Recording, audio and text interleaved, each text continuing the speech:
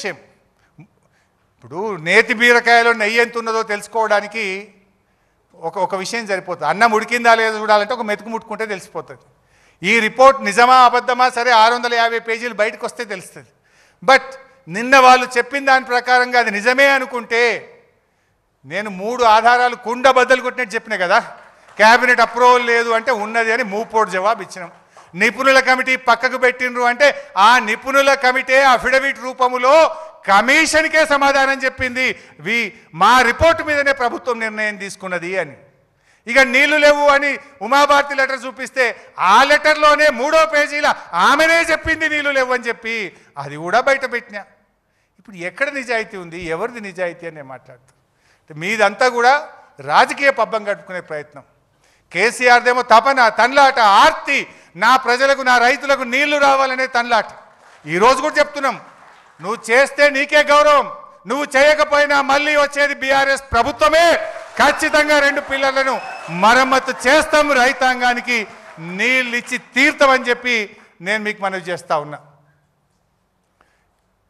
ఇప్పుడే ఒక message ఇస్తుండ్రు, current cut చేస్తురట నా పీపీటీ చూడొద్దని జిల్లాలలో. సరే ఫోన్లలో చూస్తురట కరెంట్ కట్ చేస్తే. సరే అది వాళ్ళ విజ్ఞత, ఏదో అంటారు చూడండి, దాన్ని పెట్టి అరిచేతిని అడ్డం పెట్టి ఆపలేరు అన్నట్టు నిజాలను ఎప్పుడు కూడా ఆపలేరు. సరే ఒక సామెత ఉంటుంది, నిజం గడప దాటక ముందే అబద్ధం ఊరంతా చుట్టేస్తుంది అన్నట్టు.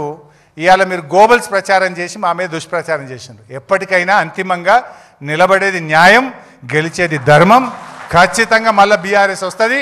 బిడ్డ నువ్వు చేస్తావా చెయ్యి, రాజకీయాలు పక్కన పెట్టి రైతు ప్రయోజనాల కోసం పనిచేయి. లేదన్నా మళ్ళీ వచ్చిన తర్వాత మేము కొద్ది నెలల లోపలనే రీస్టార్ట్ చేస్తాం, రైతాంగానికి నీళ్ళు ఇస్తాం, కాళేశ్వరం తెలంగాణకు వరప్రదాయిని అని రుజువు చేసి చూపిస్తామని చెప్పి మనవి చేస్తూ ఇంత ఓపికగా విన్న మీ అందరికీ ధన్యవాదాలు. Thank you. జై తెలంగాణ, జై కేసీఆర్.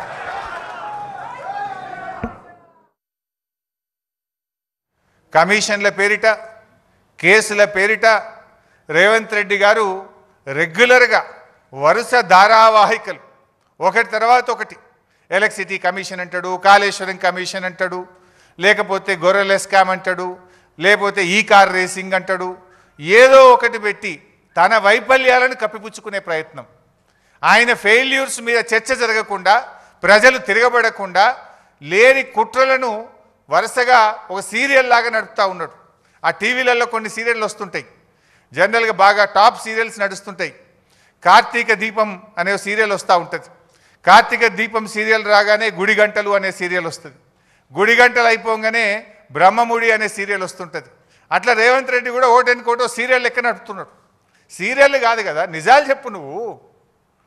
ఇవి మొత్తంగా చూస్తే రైతుల ప్రయోజనాలు ఫనంగా పెట్టి కేవలం కేసీఆర్ గారిని వ్యక్తిగతంగా ఆయనని ఇబ్బంది పెట్టాలి, కేసీఆర్ గారిని హింసించాలనేటువంటి ధోరణే తప్ప రైతులకు న్యాయం చేయాలనో ప్రజలకు మేలు చేయాలనేటువంటి చిత్తశుద్ధి ఈ ప్రభుత్వానికి లేకపోతే